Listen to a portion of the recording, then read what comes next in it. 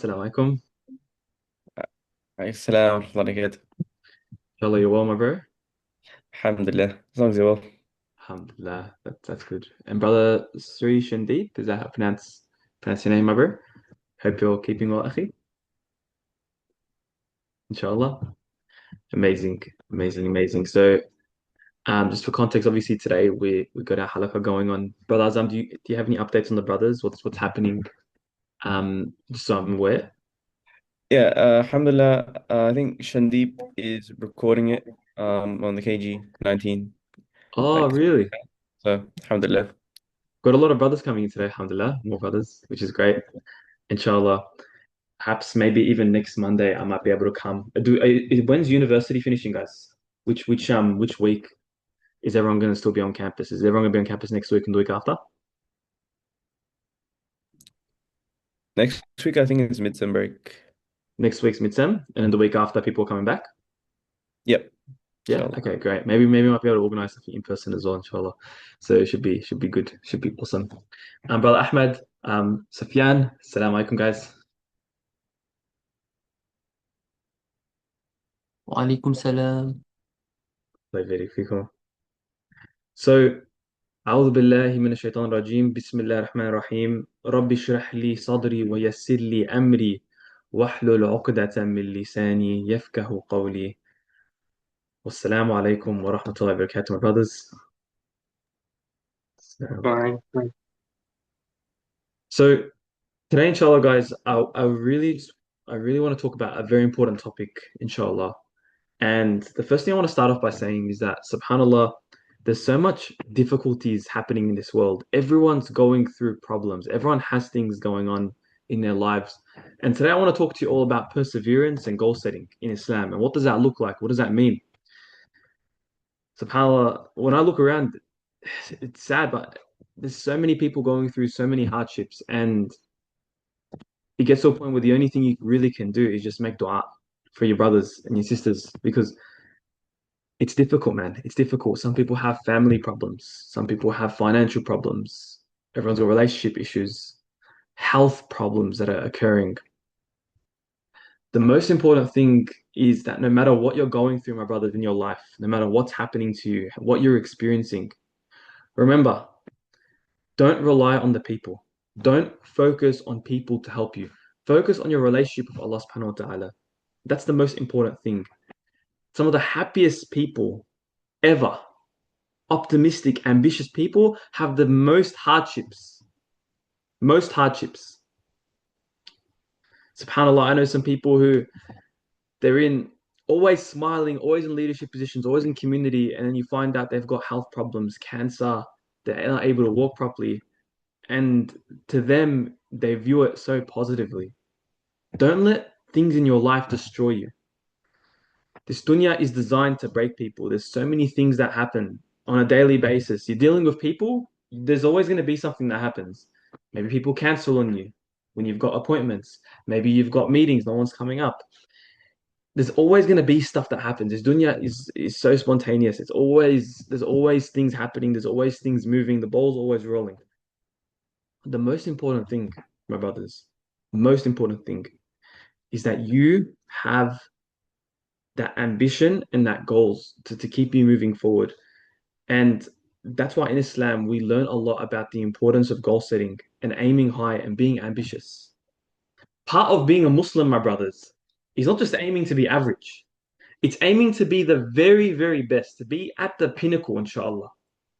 Anything you do in your life, say you're studying.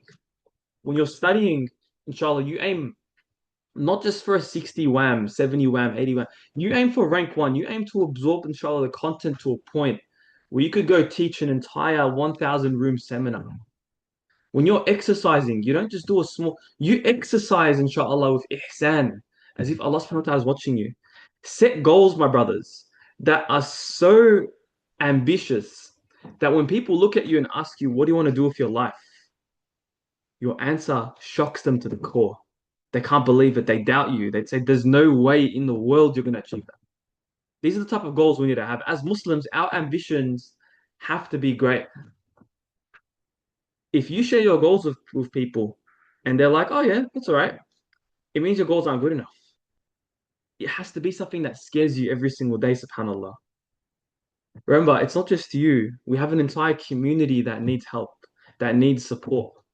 Do you know what I mean? We have an entire community, an entire ummah that needs your support and your guidance.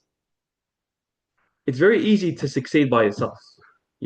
Graduate uni, get yourself a job, married, and pretty much you've done most of the puzzle. That's easy. We're not here to live easy lives. Tell you what's hard? You have yourself, your issues, and you're focusing on the entire community as well and your children. That's hard. That takes a lot of mental energy. It's very easy to live an isolated life when you don't care about anyone, just go travel far away, don't have to deal with anyone's problems, and you just live your own life. But Islam doesn't teach us that. Islam teaches us to honor and care about our community, to treat those around us well, to love those around us for the sake of Allah subhanahu wa ta'ala, to truly, truly love from the bottom of our hearts. And subhanAllah, my brothers, honestly, honestly, that is so difficult to do. So hard to do. Because you realize that every single person you deal with has their own problems that they're dealing with. And when you put that load on your plate, guys, it's really difficult to get through. But you have to remember that if Allah subhanahu wa ta'ala is sending you people your way that want your help, Allah has chosen you. Anyone that comes, that's a responsibility on your neck until the day of judgment, on your shoulder until the day of judgment. What did you do? How did you deal with that person? Someone told you about their issue. Did you brush them off and not care, or did you try and help them? The reason why we have to be ambitious, the reason why you have to have those goals is because you need to be able to control your own life fully before you can go and start helping people. You need to have control of your life. You need to control your responsibilities. And inshallah, guys, you can do it. You most definitely can do it. And it's difficult when you start running programs and you live with people, you get complaints, you get things happening. Brother Abbas, mashallah, you able to hear us? Brother, I think you're on the road from what I know, so all good. Yeah, I can hear him, my brother. You can hear? When you started taking more responsibility, like running halakas, dealing with parents, support work, how much harder has it become? It's gotten a lot more harder. You have no time to take breaks. Just you got one responsibility, one after the other, making sure that people are feeling good, and you put yourself last because that's what leaders do. That's what leaders put themselves last. They eat last. They speak last to make sure that everyone's fine. That's it, guys. Leaders put themselves last. That's it. You heard it right there. Leaders put themselves last. Your needs, what you want to do, put it last. Put it in the back burner. You want to be a leader. You want to inspire people. You want to motivate people. Put yourself back at the end. You want your free, precious time to go and do whatever you want. That when you have the ummah's responsibilities on your shoulder, you don't have no time to do any of that. You really don't. Anyone that tells you that they don't have those responsibilities. You don't. The most inspiring people in our ummah, in our generation right now, you see the life that they live. It's crazy, man. It's absolutely crazy. Every waking hour is used. That's the type of mindset you guys need to have. It can be something simple. It could be you go to university, you sit your class, and then you go sit with a brother for half an hour and speak to him about Islam. A friend of yours went through a breakup, a relationship breakup. Maybe they were married and now they're divorced or something, whatever it might be. You sit with them and you let them talk. You let them hear you out. You make them feel comfortable, loved, cared for. That's hard. It's very easy to say, I want my own free time. I want to go do whatever I want, inshallah. Back to goal setting now, my brothers. The Prophet Muhammad ﷺ said that when you're going to ask Allah subhanahu wa ta'ala for something, ask him for Jannat al-Firdaus al-Ala. Don't just ask for the lowest level of Jannah. Ask for the highest level of Jannah. Don't just ask for a 70 wham. Ask for a 98 wham. Ask to be at that level. Don't just be happy, my brothers, with being average. Don't do that to yourself. Aim to be above average.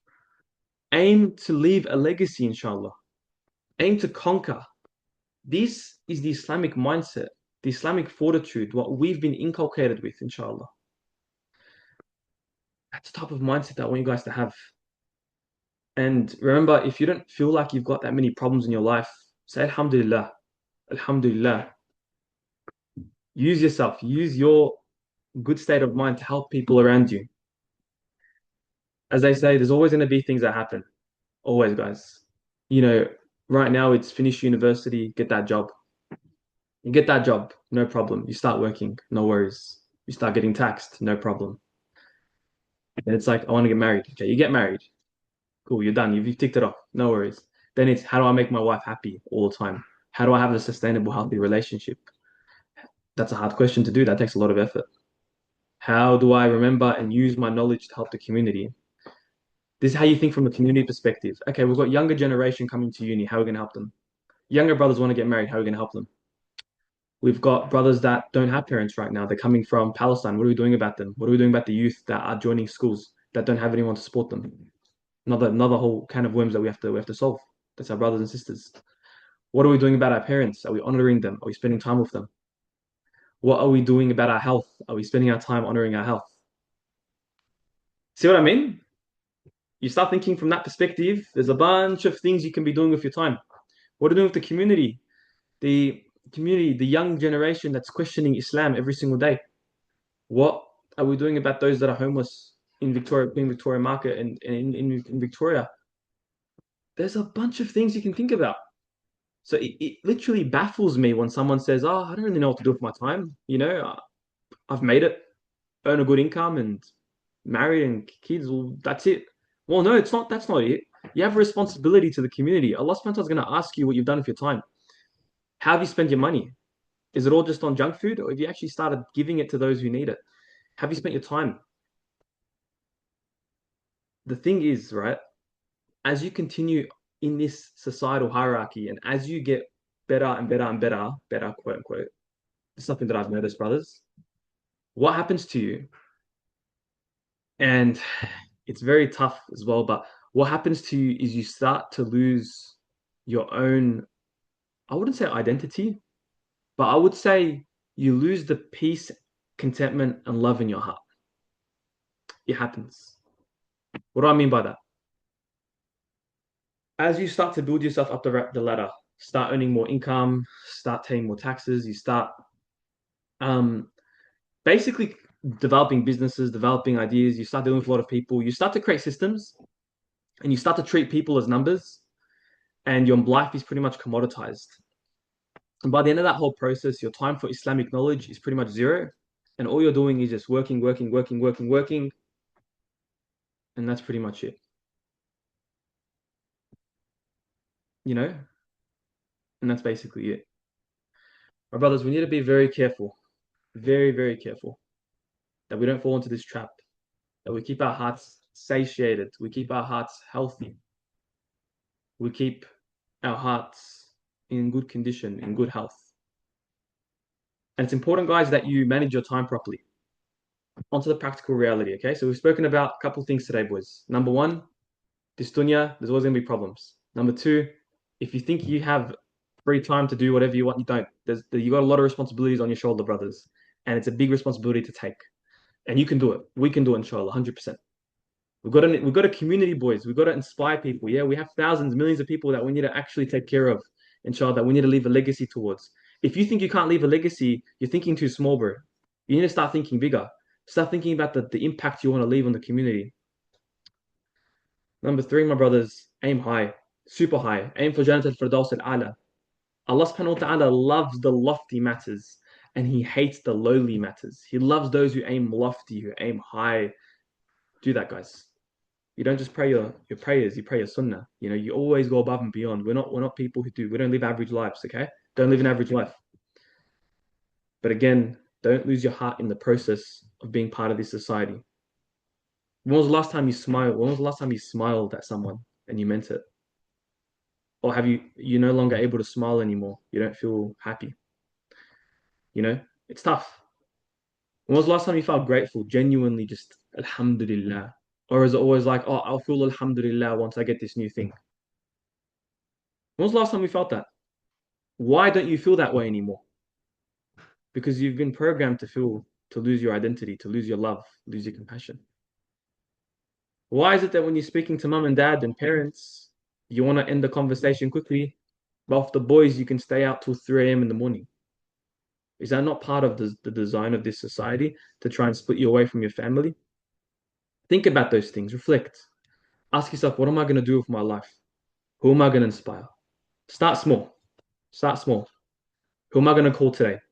When I'm studying, how am I going to study in a way that's efficient, that's going to get us a really good result? But once I get a HD, who am I going to help? How many Muslim brothers and non-Muslim brothers and sisters can we help? Give your notes to your friends, share your notes with everyone and say, hey, I'm here to help you guys.